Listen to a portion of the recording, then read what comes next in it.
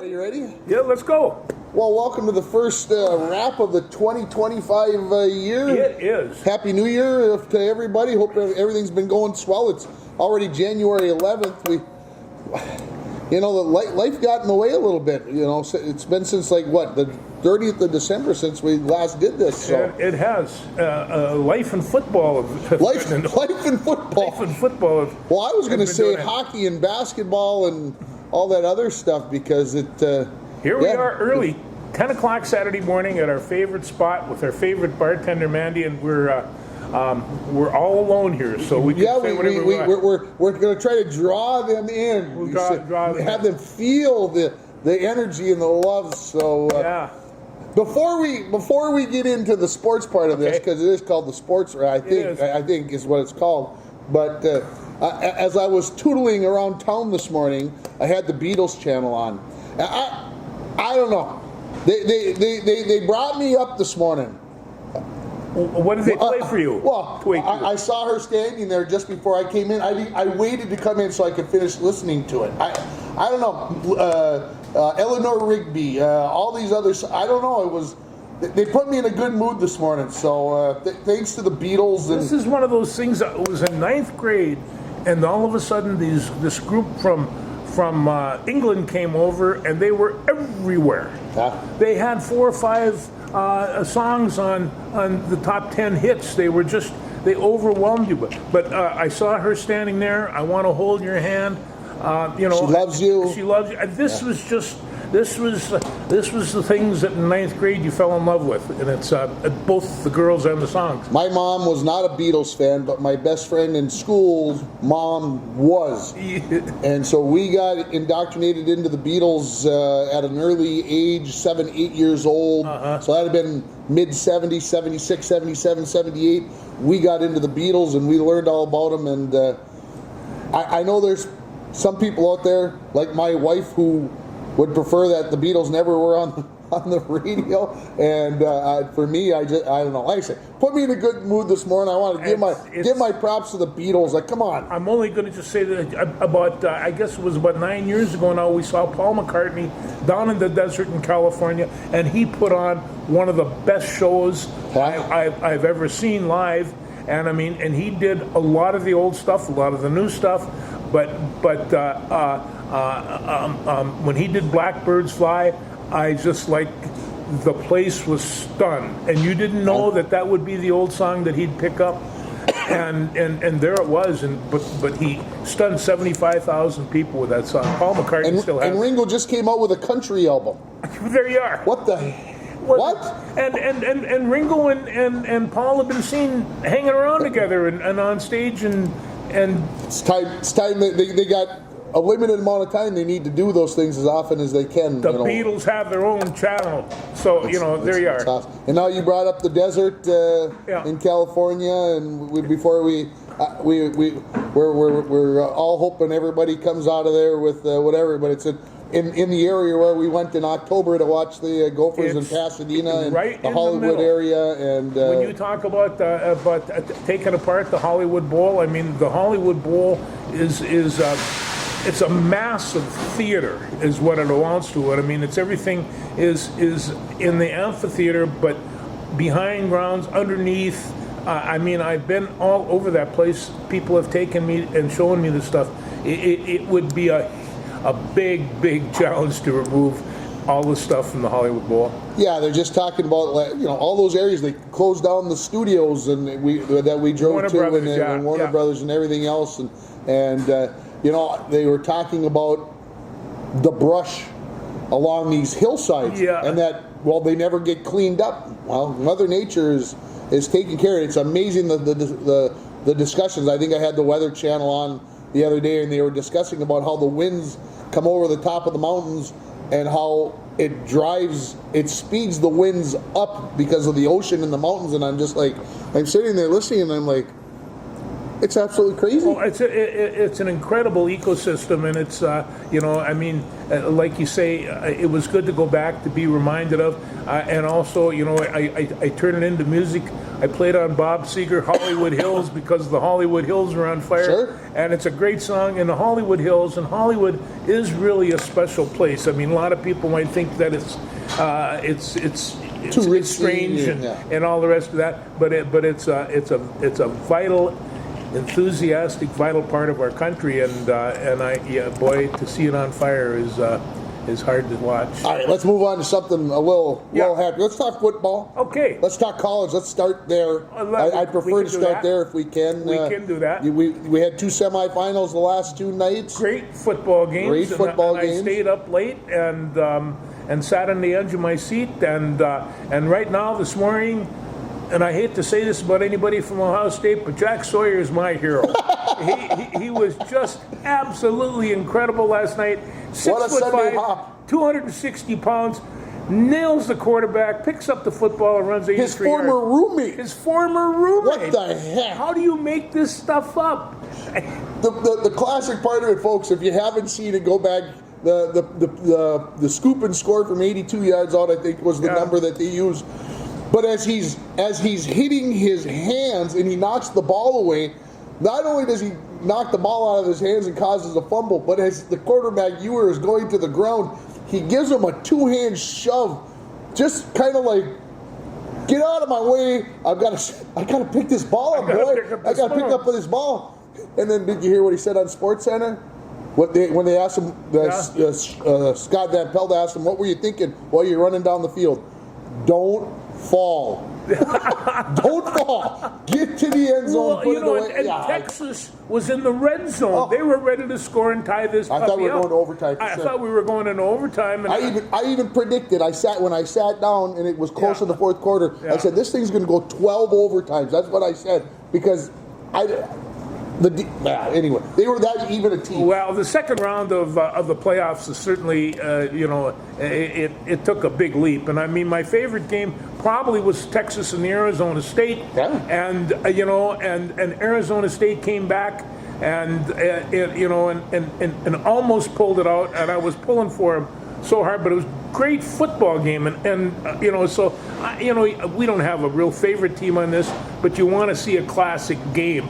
And I think the last 3-4 have been really classic games, and the next one's going to be a dandy. This is going to be a lip ripper, or what do you call a slobber knocker? Slobber knocker. This one's going to be a dandy.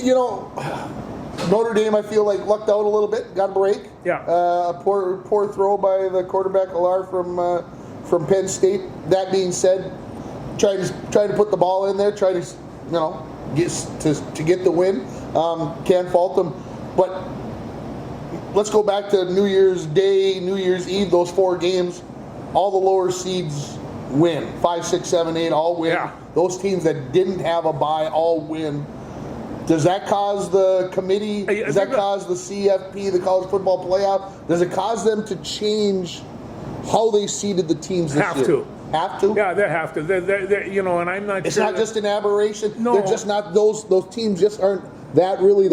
It's the first time that they've done it. They you have to take in conference champions, and we're not sure just exactly how that's going to work out. I mean, we had Oregon, Penn State. Do you think they'll get rid of that rule that the Big 5 conferences get the top 4 seeds no matter what? I think they will. I think they will as well. I think they have need to. I think they need to. Because right now, nobody's going to pay attention to the opening rounds, the quarterfinals, and they'll quarterfinals, but the preliminaries, they won't even pay attention to that. Well, the football game. I said this, I think, before, and again, it's nothing to whatever. I don't think Boise State was the 3. I don't think Arizona State was the 4. They were good teams. Yeah. They deserved to be in the playoffs, but I don't think they were the 3 and the 4 seed. Georgia was the 2. Even that to me was a question mark. Yes, they won the SEC, but they were not the number 2 team in the nation. I don't think Georgia. Yeah, they've won and they've done everything, but that team was whatever. The upset of Oregon, I don't know if I can even call it an upset. Well, how about the butt whooping Oregon took from Ohio State? don't know how to explain that. But I mean, I'll explain it this way. Ohio State lost one important game this year. Michigan. Okay, so And everybody's just like, I mean, that threw water on all their hot coals right there. I guess my question to you is this: Ohio State's on the verge of winning a national championship. They are. Is this season considered a success or a failure because they won the national championship but lost to Michigan? There's one of the Ohio State fans said, "We will take the national championship, but we'll have to put an asterisk on it." Wow. So yeah, that Michigan Ohio State game is huge. It is the standard that you set your season by for both teams. And it's and as soon as they lost to Michigan and lost to Michigan 4 of the last 5 years, everybody is saying, "Is Ryan Day gone?" We did. Well, I'm going to tell you right now, he's not gone. He's not gone. He's not gone. And it's Ohio State played a very, very good football game last night. They had minimal mistakes. Defensively, they came up with the big plays. Both teams played. did. I mean, despite Ohio State scoring 28 points, Yeah. and some people might say that Texas did. I mean, the one obviously was the scoop and score, but they gave up 3 touchdowns in the game. But man, both teams had to work for everything. Well, this is what happens when you have 2 great football teams playing each other, especially Chess match. That was the best part of it. And this is a national championship. I'm going to tell you right now.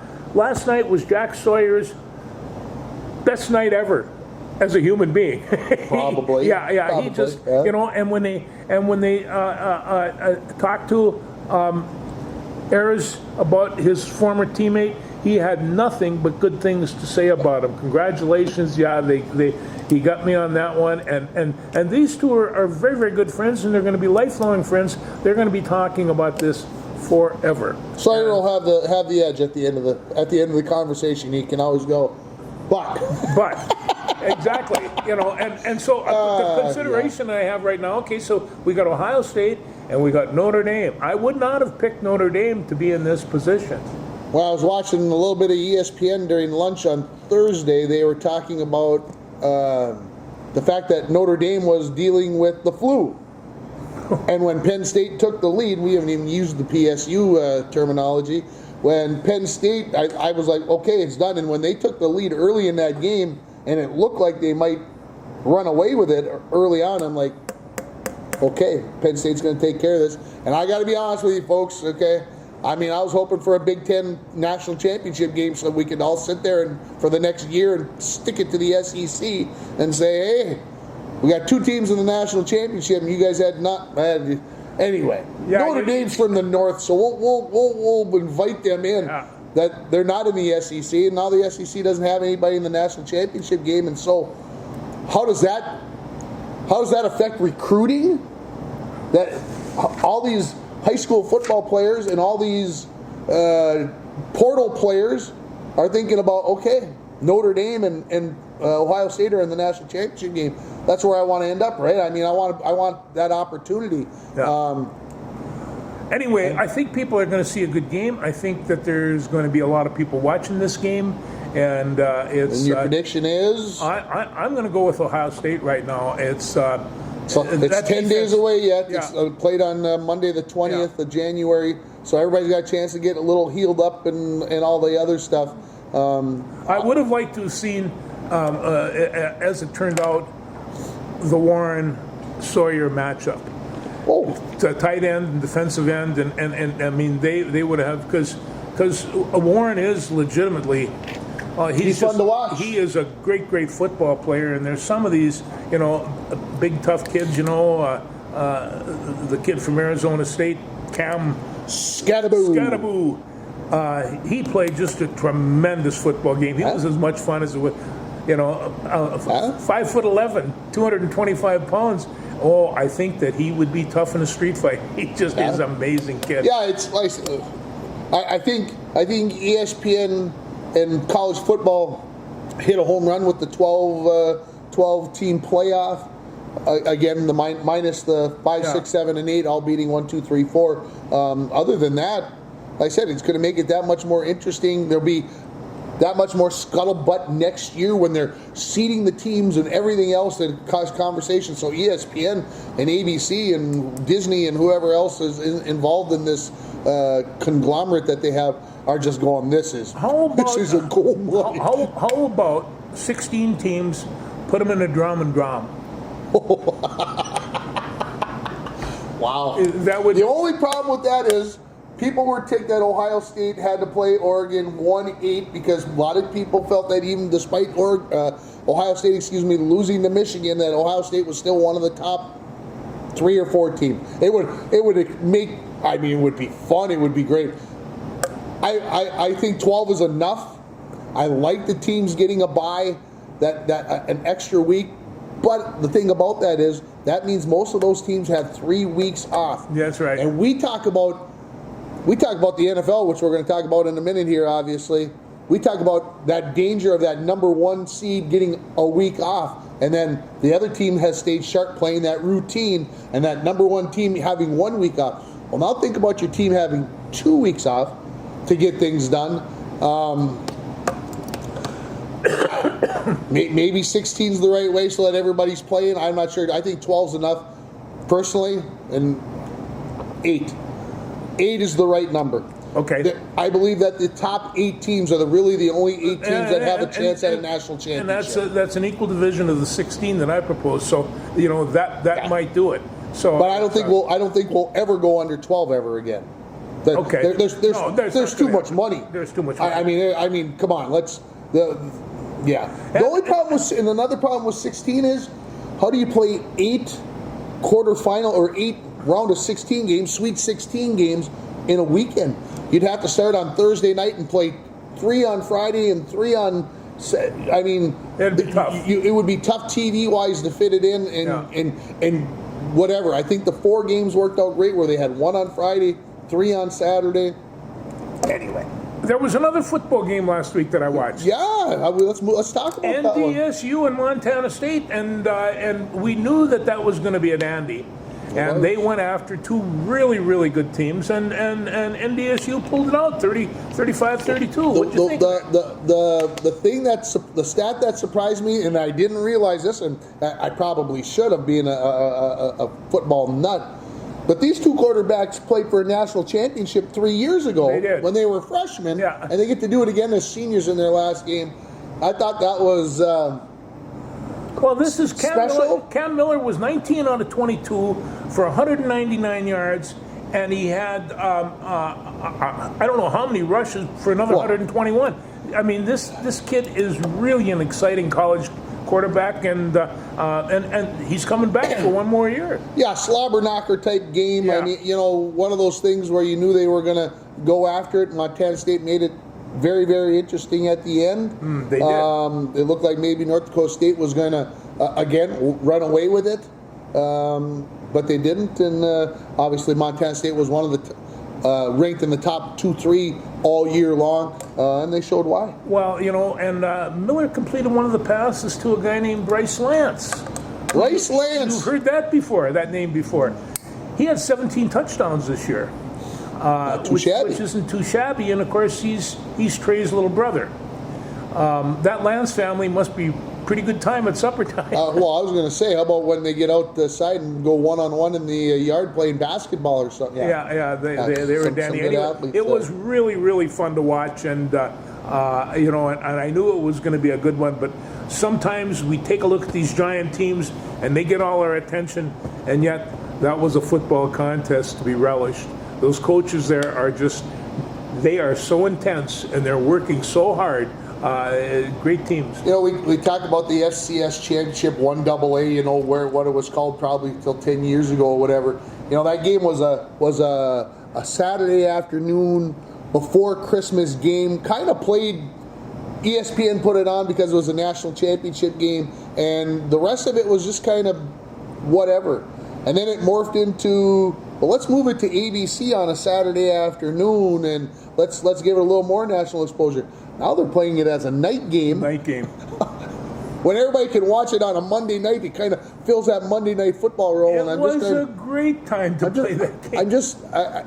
Like I said, obviously there's so much that we can watch now these days. It's almost overkill. I mean, with what you can watch streaming on ESPN Plus and Peacock and everything else.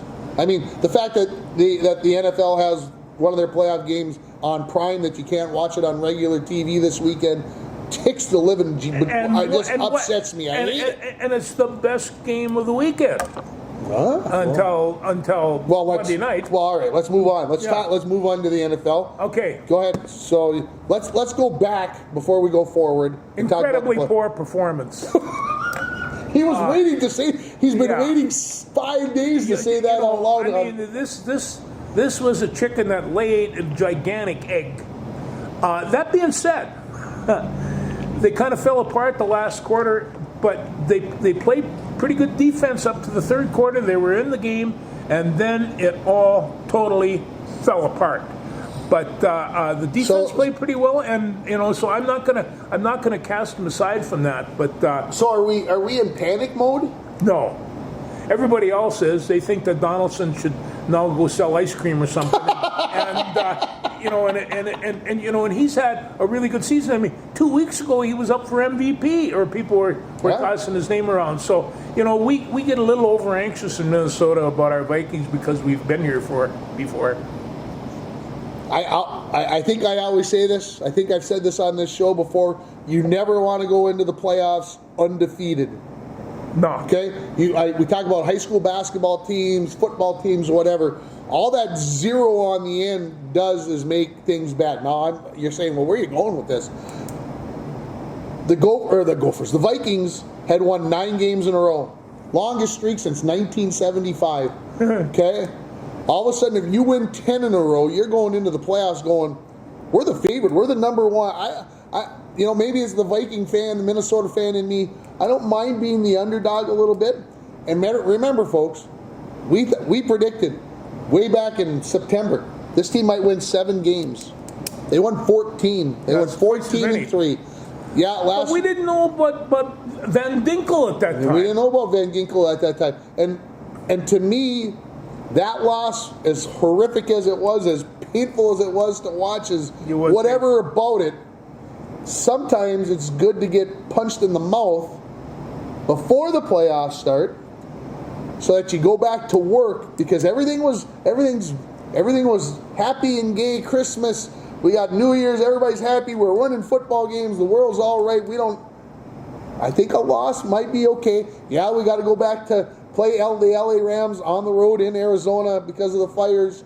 And we lost out there when we lost the 2 games in a row in the middle of the season.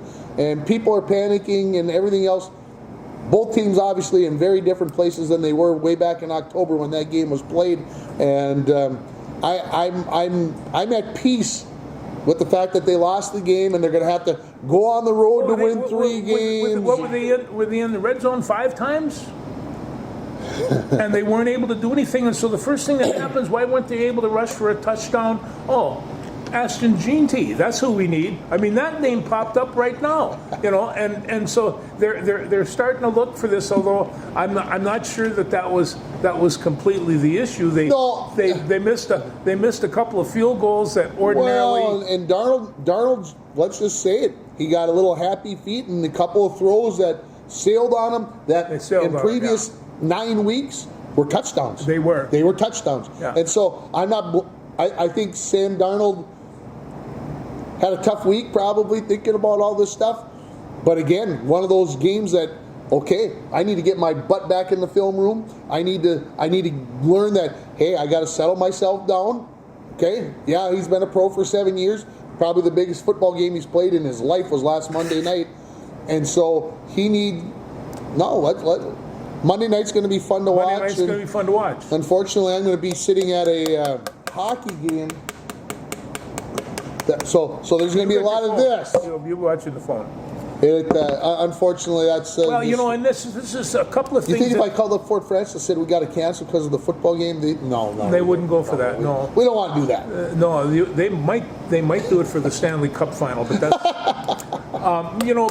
there's a couple of things where the Viking offensive line, I think it's going to be stronger than it was. It was a kind of a Band-Aid approach to what was going on. I don't think they played particularly well, but No, the they did not. defense, They did not. the defense of Detroit did play well, and the defense and the offensive line of Detroit played fairly well. They talked about during the game extensively about the fact that Detroit said, "Screw it, we're going to basically double. We're going to double Jefferson. We're going to double Addison, and we're going to take our chances that you're not going to be. You want to throw the ball there, and maybe that's the lesson that Sam Darnold had to learn was that I can't just look to 1 and 2. No. And also KOC Kevin O'Connell probably."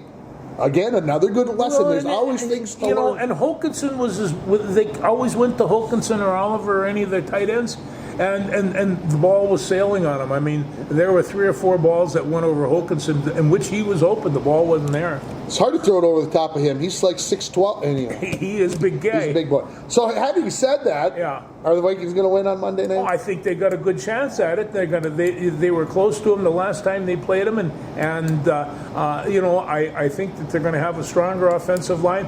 Ivan Pace, my man, is just going to be all over that backfield. Love watching him. He's not very big. He's only about 5'10", 5'11", but he sneaks in. And these big old linemen, they can't see him, and he causes all kinds of commotion.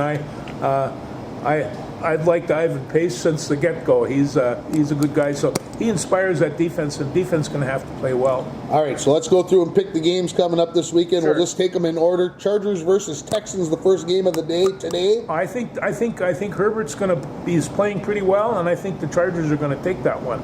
I agree with you. Chargers, Chargers, no doubt about it in my mind. Yeah. You say the game of the day, game of the weekend tonight, right? The Steelers and the Ravens. Well, that's the one that I want to watch. Yeah. That's the one that's on Prime. Yeah. So I know my wife has Prime, but I have this rule. I am not gonna watch a game on Prime. I am not. So no. Is this going to be replayed at 11:30 or something later? I mean, I don't believe so. So Prime's going to just do it. Yeah. They are not making. This was the Miami Kansas City game last year that was played in about 30 below wind chills and et cetera, and nobody. I shouldn't say nobody saw it. I'm sure there were plenty of people who forked over the dough to watch it, but I no. Well, if we got to pick a team, the Ravens are going to win. The Ravens are going to win. Yeah. They're at home. They're at home. Steelers haven't been playing well recently. Yeah. I agree with you. The Ravens win this one. And I mean, we take a look at that. I think Lamar Jackson and Derrick Henry are the best 1-2 punch in the league right now. That being said, we're coming up with our Super Bowl pick in a couple of minutes, so let's stay tuned on that comment. Let's see how far that extends. First game on Sunday afternoon is Broncos at Bills. That is going to be all right. I will be keeping an eye on that one. Where are they playing that one? They're playing in Buffalo. Oh, that's a good place this time of year. You know how I love Bo Nix. Yeah. And the blah blah blah. Well, I like Bo Nix, but I'm picking the Bills. No, I'm going to pick the Bills too. Bills at home. I'm going to pick the Bills too, but Bo Nix had a really good game the last game out, and they beat up Kansas City. But Kansas City had their B squad. I think they might have signed players that they brought off like other teams' practice squads. Yeah. It was what it was. So Packers versus Eagles at 3:30 on Sunday. Well, there's a lot of question marks here. Is Jalen Hurts going to play? The rumor is that last I saw, the answer to that is yes. Well, then that's going to help a lot, because if the Ravens have the best 1-2 punch, they have the second best 1-2 punch between Jalen and Lamar Jackson, Saquon Barkley, and Saquon Barkley, the guy that can hurdle backwards, but they're going to, are we getting a little bit more infusion of running backs here this year? I'm seeing people are starting to see the necessity of having a running game. Okay, everything goes in a circle, right? Yeah. So what have teams? Everybody's throwing the ball. So defenses, what are they doing? Defending the throw. Yeah. They're not defending the run. now next year we'll come back around and teams you won't. I don't think we'll see another 2,000, rusher just because everybody's going to be keying in on Saquon next year and make it that priority. It's going to be different. Well, it's one of those things where I was watching the college game. There was many times that there was 8 in the box. You can't run 8 in the box in the pro leagues because somebody's going to beat you on the outside. You have to have people out of there. And in the case of Jefferson or Addison, you're going to have 2 on those guys. Otherwise, they're going to beat you. They're too fast. Too fast. Packers or Eagles? Who are you picking? Oh, I'm going to pick the Eagles on this one. Are we cheering for the Packers possibly though? Like somewhere deep inside because the Eagles are such dinks? Why? Because they stole our chair when they were here the last time? Because they throw batteries at our fans and whatever else. There was a video the other day in Philadelphia at a hockey game in the stands, and I believe it was Maple Leaf fans were waving to somebody and they were cheering for, it was warm-ups and whatever. Then this Philadelphia fan comes over the top and just starts beating the crap out of this Maple Leafs fan. Yeah. And I'm just like, well, there you go, typical Philadelphia. So I don't want to cheer for the Packers. Can they both lose? Well, but Tim, this is the city of brotherly love. It's not a city of brotherly love anymore. It's a city of dinks. They're horrible people. Well, I should say all of them. It's the cradle there's of what, our probably 2 million people in Philadelphia, and about 1.8 million of them are probably perfectly fine. Yeah. But there's these other hooligans who probably should be strung out and they are seriously enthusiastic. I am also picking the Eagles. Having said that, I think they're the better team. I don't think Jordan Love will have a great game. That's just my opinion. I hope he has a great game, and I hope it ends up 37-36 or something crazy like that. If Green Bay wins, that's great. I've got no problem with it because we're going to get them further down the line. Well, the problem with the Packers winning is that would mean that they would go to Detroit, or if the Commanders beat the Bucks, which is very possible, they would go play Detroit. I had a whole comment about KOC saying to what's his ding dong head coach from Detroit, I'll see you in 2 weeks. Campbell. That may not happen. No. Matter of fact, I'm going to predict right now that it doesn't happen. I'm going to say right now that it doesn't happen. So, because the Sunday night game is the Commanders at Tampa Bay at the Bucks. And I'm picking. The Commanders are playing well. I'm picking the Commanders I on have the to road. go with that too. They're the number 7 seed. They're going to be playing at Detroit. The Bucks are also playing pretty well, and you're. No, I don't disagree with you there. Yes. Your really good friend is Baker Smuck Dumb beat Mayfield. Yeah. Yeah. Anyway, he just got a new contract. Did he? Well, he will. He had a great season. Yeah. When did I see something about him? They had thrown for like 4,400 and some yards or something. And I'm like, really?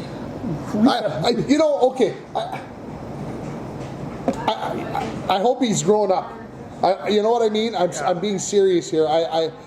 We all were ding dongs when we were kids, and it took a little bit longer for Baker Mayfield to not be a ding dong. Maybe I got over it about 70. So it can happen. Fair enough. Yeah. Okay. So having said all that, there's our picks. Oh, are you taking the Commanders or the Bucks? Oh, I'm taking the Commanders. He's taking the Commanders. Okay. So we agree. So it's time we need to pick who's going to win the NFC, who's going to win the AFC, who's playing in the Super Bowl on February 9th. Who's coming out? Let's do the AFC first. Who's coming out? Who's winning it? It's going to be a toss-up between the Bills and the Chiefs, but I think the Chiefs, they still have a way of winning, and I think they're going to find a way to win this one as well. So I think he's going against his Ravens. The best 1-2 punch in the NFL does not even play in the AFC Championship. I mean, somewhere along the line they might, because they're the best 3 teams in football. Think about the fact that it's probably going to be the Bills and the Ravens next week. Yeah. Holy smokes. Yeah. And then you're going to get either the Bills or the Ravens against Kansas City. Most likely enough.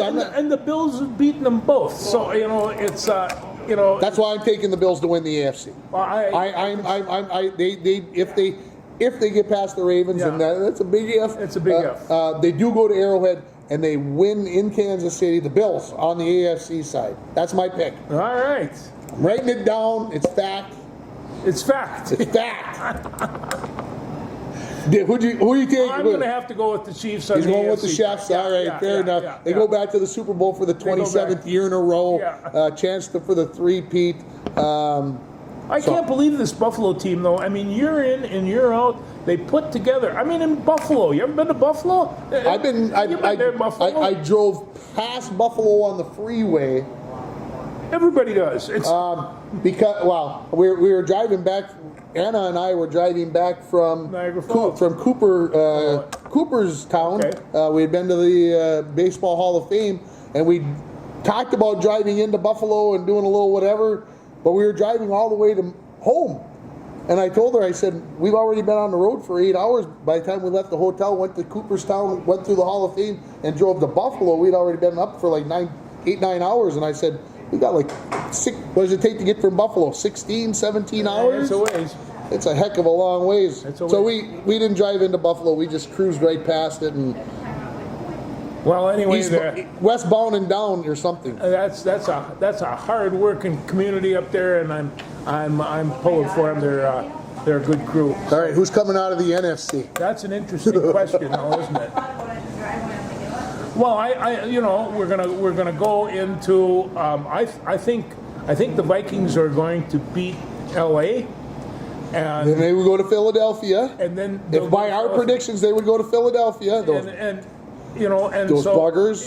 and I right now Philadelphia can be a little banged up defensively as well. So who's to say just whether or not? I mean, I remember about a year ago we played Philadelphia and it didn't work out so. didn't work out so well. No. Yeah. And so and that was that the year that we had the championship game in Minneapolis. Philadelphia played in it, or was that Yeah. 2 years? Yep. Yeah, that was it was in the Super Bowl. That's when they stole the bleacher seat and tried to take it on the airplane. Jerks. I mean, it's just you don't know what they're going to come up with. Very imaginative. They. Yeah. Yeah. So, Okay. All right. Who you pick? Who you taking out of the NFC? God, I hate to say this, but I think the Lions are going to be the ones that pull it out. They're going to be healthier, although defensively they're still going to be hurting. But I watched, and I know maybe Dan Campbell isn't your cup of tea. He's not. But if you would have played football for him, you would have loved him. And it's just like, and I hear these. I'd love playing for KOC more, but anyway. Well, I'm going to agree with you. Yeah. By the way, that the Lions do come out of the NFC. Yeah, you don't as much as that pains me. Here's my Detroit Lions blue or whatever. That's who my prediction is. As beat up as they are, they did show something the other night, and maybe that coaching staff's got it going on. There was an article in the Minneapolis paper at some point this week. They talked about how this run by the Vikings could be very eerily similar to how the Rams won their Super Bowl in 2021. and who's who's the coach of that team? Well, KOC was on that. Yeah. Was a coach on that team. I'm not doubting the Vikings. Matter of fact, I'm going to say that it's the Vikings at the Lions, and I would love to say, but maybe that there's that part of me inside of me that says if you say the Vikes are going to play in the Super Bowl, they won't make. I don't know. No, and they very possibly could. The thing of it is that we're used to playing one game at a time, and you don't want to look past that one game because I don't know, it's bad luck or something. But Bills versus Vikings would make very interesting theater, and the wouldn't fact that they're be a both good time? by the fact that they're both 0-4, and somebody's going to pick up the win, and somebody's going to go for the fifth loss. I'd make a pot of gumbo for that game. It would be a good one. Fun. It would be fun.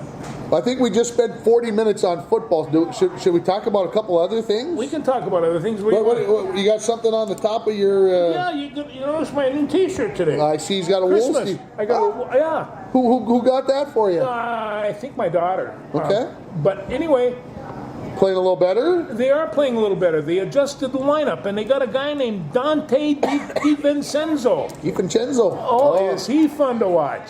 He is. He is, and so it's like any of the things we want. You had Conley last year to provide the spark, and the couple of games that I've watched, old Dante, he seems to put that little interjection. So they got him starting now. I'm curious. I'm gonna just throw this in there because they got him starting for Conley. Yeah. He's not a point guard. No. DiVincenzo is not. He is not a point guard. Does that mean that before the trade deadline, the Timberwolves go out and try to get themselves a point guard to replace Mike Conley? Not trade Mike Conley necessarily away, but do they have to trade some of the assets so that they have a point guard going forward into the future? No, you're right about DiVincenzo because he even looks a little awkward, but he takes the ball down quite a bit. But he always wants to. He never heads for the middle of the court. He's always going right. He's always going left, and he's looking to go to the basket. And it's just like he wants to lay that ball off. I was very excited when he was a part of the Cat trade. Yeah, I really was. I think he's a spark plug. Well, he was, and so I'm going to keep an eye on these guys. But Rudy's Nez Reid. Yes. Nez is he is so much fun, and it seems like I think the other night that he got 19 points, and so he was scoring as much as any of the rest of them, and hey, what a man off the bench. And so I don't even know if he's starting now. I know they adjusted that lineup quite a bit. And then Julius Randle, what do you know about him? Julius Randle is a black hole. When he gets the basketball, it's never coming back. He doesn't like to pass the ball. However, him and obviously Dante came over together. Yeah. And they have said that since Dante's been kind of maybe thrust into that first group, that Julius has been playing a little bit differently. They definitely have a chemistry, a connection. They know kind of like how each other's going to play, and that helps. Yeah. That's the part of the building the new team part of it. Julius gets himself into trouble a couple more often than not. It seems when he gets the ball, because when he gets the ball, like I said, he's a black hole. It's like, okay, it's my turn to shoot the ball this time. Well, he can fill it up. Don't whatever me, but it doesn't conduce to good team basketball. And I think there's a time. I'm gonna throw Ant under the bus. He made a couple. I watched the game the other night. I don't remember even who it was against. He's dribbling behind his back through traffic, and he loses the ball, and we almost lose the game. So Ant plays like Julius Randle sometimes, but Ant gets into these zones when he's shooting the three sometimes. He scored 53 in the loss, and then 37 the next night, and 42 the next night, or whatever it was. And then he canned the game with a slammer. I have not seen that slam. It's incredible. And so he has those capabilities. He's so quick, and he plays so well from the perimeter. But when he goes to that hoop, he goes, and and it's just it was an type. Yeah, I don't. I got to get out there and watch it. So. Okay, they play tonight against Memphis, 7 o'clock. Oh, tomorrow night, 7 o'clock on Saturday. So today's Saturday. Today's Saturday. Today is Saturday. Yeah, see, when you get retired, every day is a Saturday. Every day is a Saturday. Yeah. Let me see what else I got down here. I'm just going to throw this in there. The 3-on-3 women's professional basketball league is starting next week on Saturday.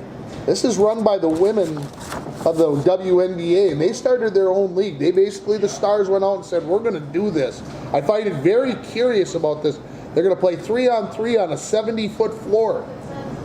Well, these women are, they have a partial season compared to the men, and these are professional athletes. They got to make a living.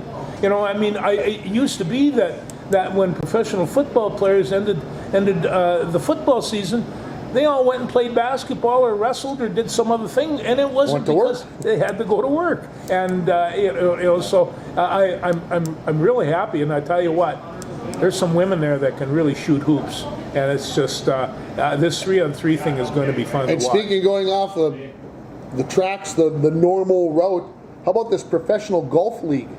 Did you see any of that on? I think it was Tuesday night on ESPN. They were in SoFi Stadium, and they had these greens all built up, and they're chipping and I'm like, so apparently there's indoor golf. professional golf league. So I suppose in the winter time there. What is this? A semi-goofy golf? Yeah, it was different. Tiger was there and Ricky Fowler and I don't even know who else. I didn't get to see it because we had a home game on Tuesday night. I got home and I'm flipping through the channels and I'm like, what in the heck is this? So I stopped and watched for a minute. They were chipping and whatever else. So anyway, how about your Wild? You know, they're busted up, but they're still winning a little bit. So, you know, they Colorado put a little. It seemed like every time we do the show, we're saying, "Boy, they got their butts whooped last night." They did. Colorado smacked them around 6-1 the other night at home. But they had 4 wins going into the place, and they don't have their top scorers. So somebody's hustling and trying to pick up the pace. When does No, I just wanted to get when does Kaprizov come back? Who I have not heard. And that's scary because he's been out for concerning. He's been out for a while. He has. But they seem to have found ways to work with that. It's the defensive crew when half the defensive starters were out the other night, or half of the defensive team, the six defensemen were out the other night. That's the part that's. You lose half your defense, you're in trouble. You're in trouble. But they've got fairly good goaltending going on, and you know, we'll see what happens. But you know, and this goes for the Timberwolves too. We said, when are we going to evaluate how well these teams are going to do? After Christmas, after the first of the year, and here just about this time, where I think that the Timberwolves have an opportunity to pick up the pace. I'm not sure about the Wild. They still have to replace. I mean, they've got some superstars that are on and off the injured list, and so, you know, I'm not sure just exactly what they can do. But I'm confident that the Timberwolves are going to start playing a little bit better buckets. Cleveland, best team in the East, 30-5 against OKC, 31-4. They said Cleveland, go figure. Cleveland at 30-5, OKC 31-4. They said somewhere along how it was stated, they are only the 5th team or 4th team to ever win 31 of their first 35 games.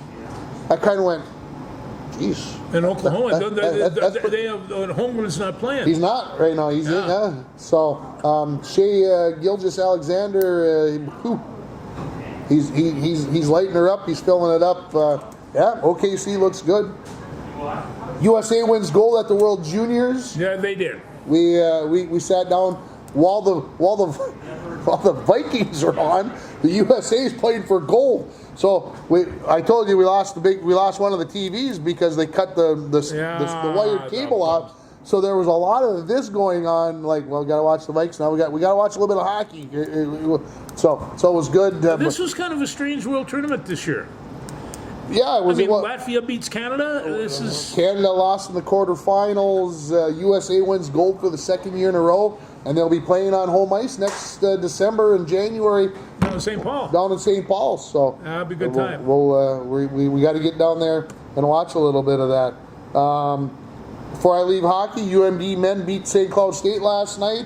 My two alma maters, I guess. I graduated from St. Cloud State with my undergrad. Got my master's from UMD, but I've been a Bulldogs hockey fan forever, and so despite them beating my St. Cloud Huskies, I was pretty happy. Yeah, the Dogs haven't had many positives. My short stint with the Bulldogs taught me that once you're a Bulldog, you're kind of always a Bulldog, and nothing you can do about it. They brainwash to that end. So Arizona State beat North Dakota last night late out in the desert. That's their 9th consecutive win for Arizona State, and they're playing in the NCHC. Yeah, what I was kind of surprised, North Dakota kind of hung in there for a while, and they were playing. I didn't stay up and watch it. Anyway, hockey. The Rick Lee is going on this weekend down in Bemidji. It is, and I've talked to some people down there. Thursday, the Bemidji girls won a team championship on Thursday night. So Bemidji won that. They've got one of the top girls teams in the state, and they started at 10 o'clock again this morning, and they're going to be wrestling for the next 2 days.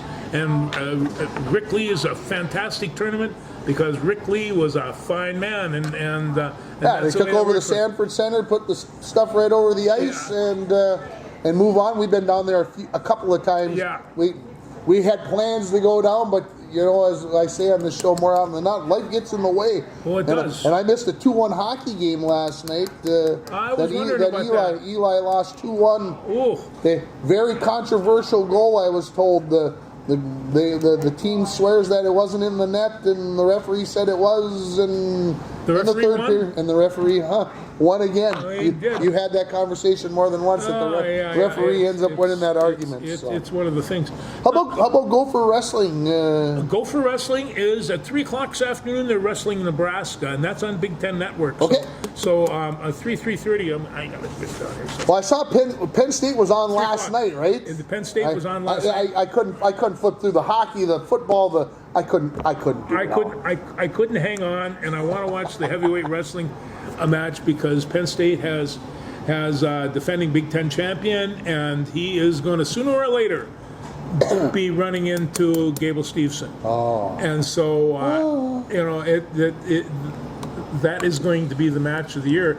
But Minnesota wrestling is strong.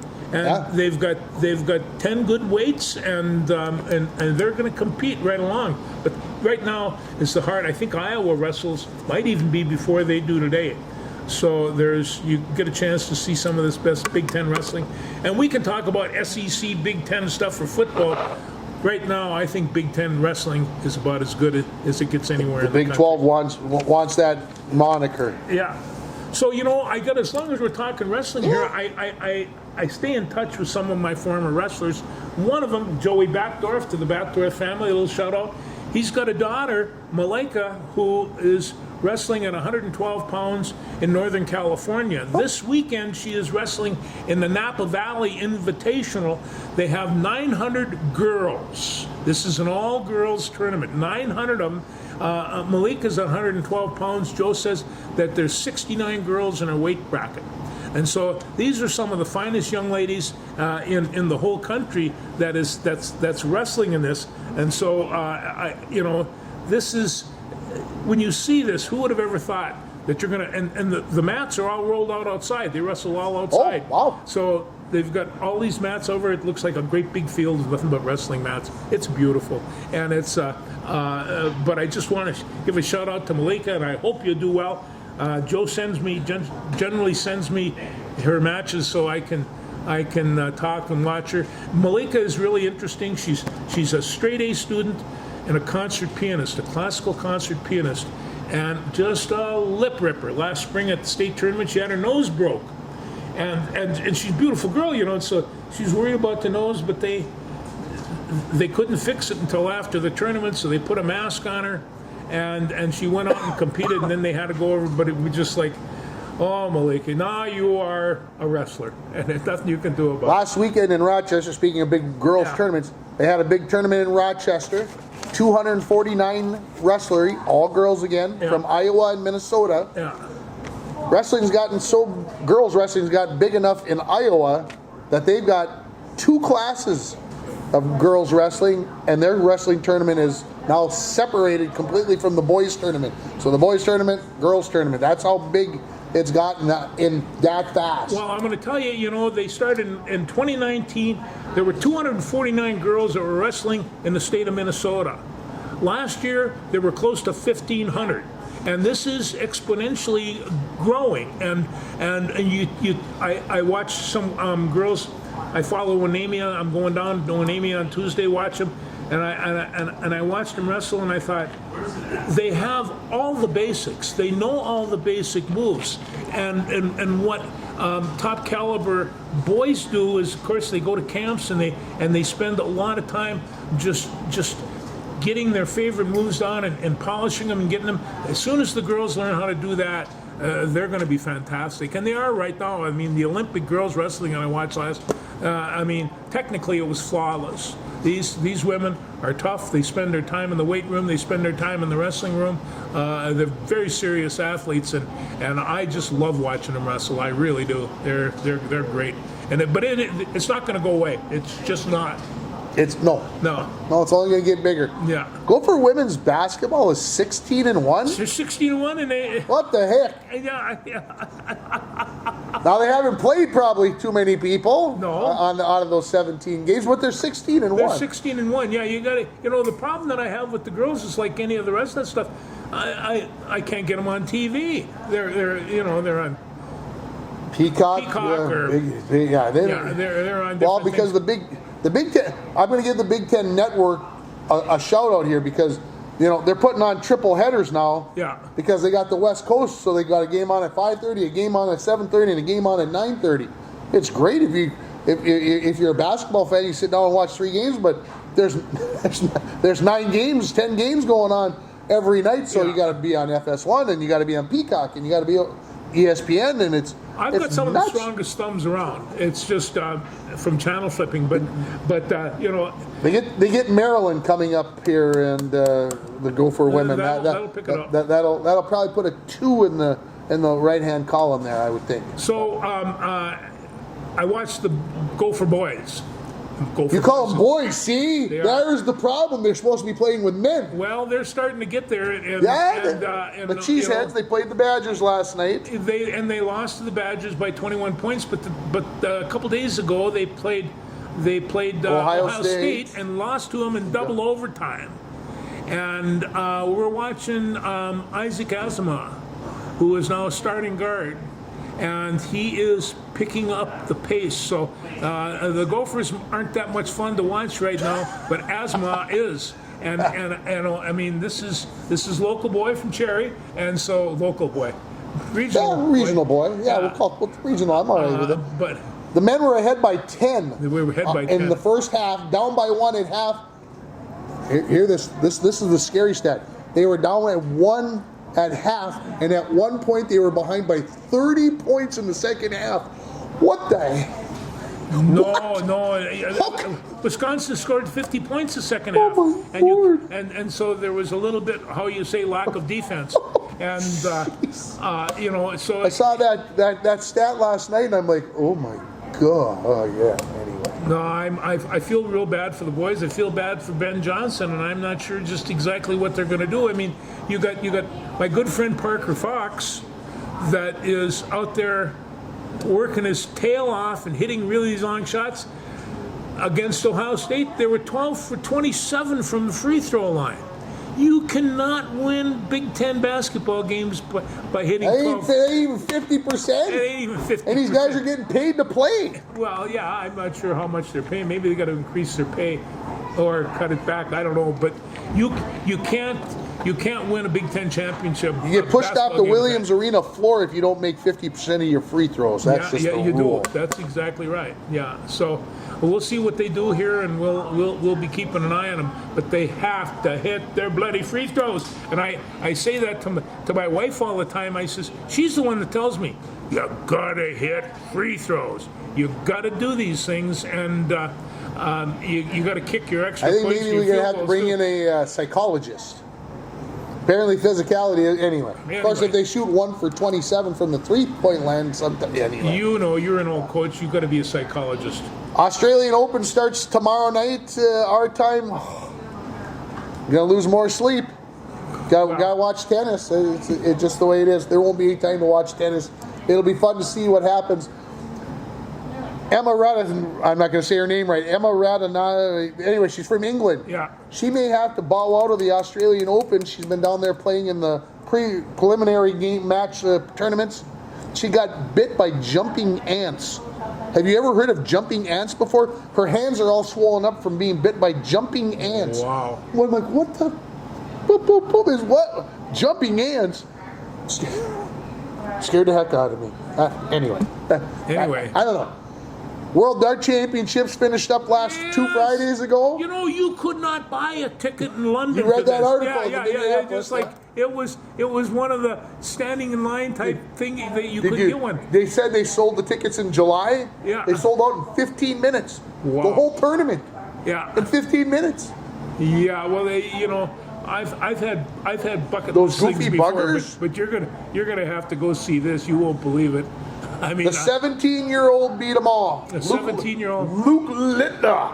He won his first of, I'm going to say, double-digit world championships. He's a little pudgy, not quite as big as me, but he's pudgy. He must like to eat. Mom and Dad are at all the matches, and Mom's must be feeding him well. And he they asked him. There was a pretty big match between Michael Van Gerwen, who's 3-time world champion, who he beat. Van Gerwen was playing somebody else, and they asked him, "Well, what did you think of the match?" He goes, "I was sleeping. Didn't watch it. I was sleeping." A 17-year-old, yeah, I'm sleeping. No big deal. I only got to worry about me. And last year he lost in the championship match, and this year he won it. And I suspect Lute Littler will be the champion multiple times. He's so cool. He could be an honorary baby boomer. He's but yeah. Yeah, the article, when I saw it in the Minneapolis paper on the Monday, I think after last Monday's paper, and it was not even in the sports, it was in the news part of it.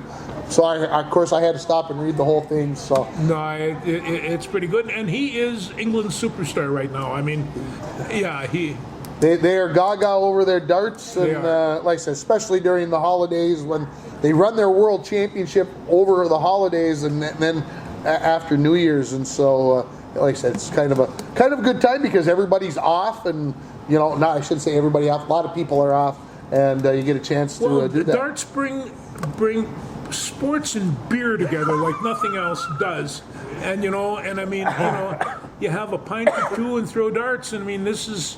It doesn't get much better for those in England for that. So what a sport. What a sport. I don't know. Yes, it's a sport. They keep score, so I suppose theoretically it's a sport. I don't know. All the guys look a lot like I do, and but it's. Like I say, competition and beer together. It's amazing because the fans are out there singing. We've talked about this before. They're out there. They're singing "Sweet Caroline" or whatever. 4,000 people all singing at the same time, and these guys are trying to win a darts competition, and it's all in the background. But as soon as those guys get a chance at a 9-darter, to count down from 501, the best you can do is a 9 darts. And so when those guys hit back-to-back 180s, and they get a chance at, they're at 141, and they got to go triple 19, they got to go triple 20, and they got to go double 12. The whole place is just deadly silent. 4,000 people. And if they hit that one dart, that first dart that they need, whoa! And then it goes silent again. If they hit the second dart, it's like, whoa! And then it goes quiet. It's like I said, you couldn't think that throwing a dart at one of these machines that you can't see. How do you think these guys train? They throw darts, and they throw against each other. They usually have like tennis players. They practice against somebody else a lot of times. But these guys are out there and they practice together, and they throw darts 3-4 hours a day. And I'm like, well, they have to, because they're really good at it. They're really good at it. Yeah. Anyway, anything else? I don't know. Maybe some local sports. How's the hockey team doing? Well, the Bronco boys hockey team won a pair this week. One at Lake of the Woods, one at Kitson County last night. I believe that makes them 10-3. If my Rolodex, I didn't look it up or whatever, but 10-3. They get Ely at home on Tuesday. They go to Greenway on Thursday. So 2 Iron Range conference games this week. So that we'll see how that all plays out. Girls hockey team scored 8 goals last Saturday. Wow. They had scored 3 goals in the first 13 games. They scored 8 against Prairie Center. So they've got 2 wins and a tie, and I think they've got 12 losses, 13 losses. Don't quote me on that number. But you know what, George? They've only got 3 weeks left in their regular season. Wow. They're scary. But I heard they got good goaltending coming in. Yeah, good stuff going on. Girls basketball team picked up their 4th win this week. They beat Lake of the Woods on Thursday night, so I think they're 4-7 on their way to right now to Two Harbors to play the Agates. I remember and get to see one of my favorite lakes, Lake Superior, out that way as they get over that way. And I'm sure Lake Superior is one of your favorites as well. It is. And the boys basketball team played Proctor last night. A game we had mini leaders there last night. the place, the far side, the south side of the gym was just about full. It was insane. Little Fork had the night off, so all the Little Fork basketball players were there. It was a good crowd, and some of them even stuck in after the game, even though Proctor was putting a pretty good slobber knocker on our Broncos. But I think the Bronco boys are getting better. They got a long row here, and they're going to be all right. We're going to keep digging. Joe Anselmo's doing a great job. Bronco swimming and diving team is down at the True Team meet today down in Grand Rapids. They got a big long day of swimming and diving going on. Those swimmers, they put in a long day. So they picked up a win last week at Proctor over Proctor Escos. So those boys are hanging in there and doing what they can. So Knowledge Bowl gets started this week, and speech that was always speech my practices favorite. have been going on. I would have been better at Knowledge Bowl than I would have been football, but they didn't have it then. One Act Play has got their competition in 2 weeks. You are a lively bunch out there. So they the One Act Play will probably be over at Bacchus 24-25, getting that practice that they need. I haven't seen a schedule from Coach yet, and that's not to throw Elsa under the bus. I just realized that I haven't seen anything to say when they're going to have their rehearsals in front of a crowd. Competition, by the way, is really a remarkable competition. I've been to the state tournament, and I've seen them go, and we put out a lot of good athletes, but we also put out actors and musicians, and One Act Play draws it out. One Act Play is really pretty good. It's one of those things that I want to make sure that we continue. I think it's very important. It is. I really, and I'm being dead serious on this, I would really like us to put on a 3-act play. But the fact of trying to find somebody to direct a 3-act play, and in the old days they did one a year, and they'd have over 100 people putting this play on, counting directors, assistant directors, choreographers. I mean, we had the whole spiel. We did it when I was going to high school. Yeah. I mean, I graduated with 18 kids, so we probably had about 18 kids per year that found time to be able to do it. I did it in 9th and 10th grade, and then we started playing baseball, and we couldn't do both, but One Act Play, and I just think that theater part of it is such a great part to get you out in front of people and, Well, it and is. do what you On had to top do. of that, there are some great one-act plays, and they're so you can pick up some of those things. So, no, hey, All right, you go to Bronco activities. They're great. we probably should get out of the way. I think we're over an hour. So Oh boy, thanks, Darcy. Everybody, we'll see you in a week. Go Vikings! Hopefully next week we're talking about them getting a chance to play at the Eagles. Yeah, that'd be fun. Thanks, everybody. Take care. Have a good one.